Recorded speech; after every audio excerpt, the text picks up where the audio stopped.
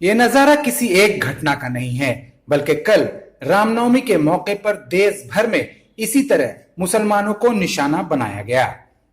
रामनवमी के मौके पर देश भर में मुसलमानों, उनकी मस्जिदों और मजारों को जिस तरह से निशाना बनाने की कोशिश की गई, उसकी बराबरी तो सिर्फ हिटलर के राज से ही की जा सकती है, जब वहां इसी तरह यहूदियों को निशाना बनाया जाता था। रामनवमी के दिन राम के नाम पर देश भर में बड़ी बड़ी रैलियां निकाली गई।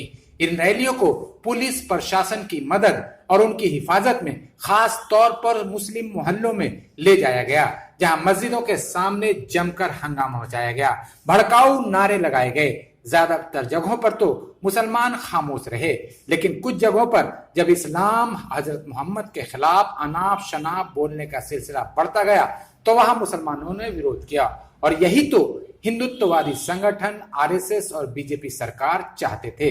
बस क्या था, सब मिलकर मुसलमानों पर टूट पड़े।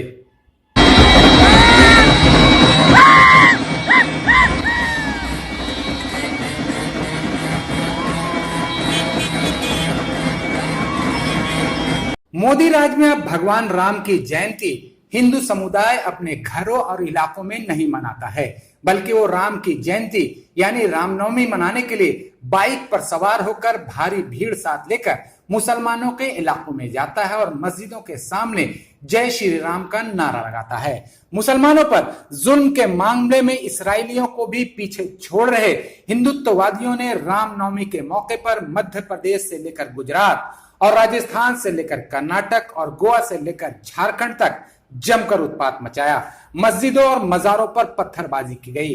गुजरात में एक मस्जिद में आग लगा दी गई। राजस्थान के करौली में पुलिस की मौजूदगी में मुसलमानों के लगभग 100 से ज्यादा मकान और दुकान जला दिए गए।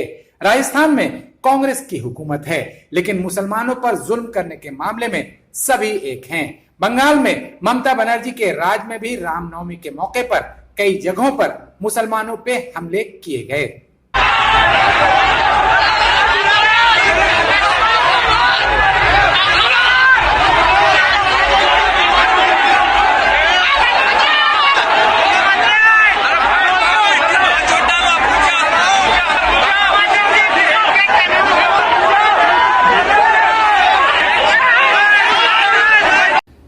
रामनवमी के मौके पर हिंदुत्ववादी गुंडों के जरिए उत्पात मचाने और मुसलमानों के घरों, दुकानों, मस्जिदों और मजारों को निशाना बनाए जाने के बाद अब पुलिस हरकत में आई है। गुंडों का काम जहां से खत्म हुआ था, वहां से पुलिस ने अपना काम शुरू किया है।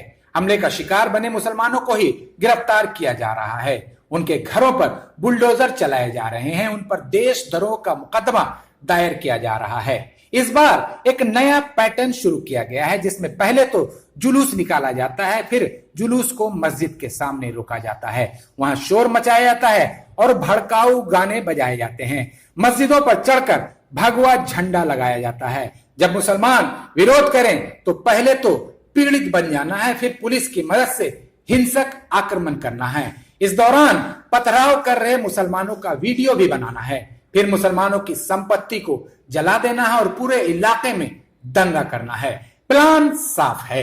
हिंदुत्ववादी गुंडों, बीजेपी, आरएसएस और सरकार के इस गठबंधन का मकसद मुसलमानों को इतना कमजोर और खौफजदा करना है कि वो किसी भी मुद्दे पर अपना मुंह ना खोलें। गेरुआ खेमा चाहे जो भी कहे, उस पर मुसलमान सर झुकाएं।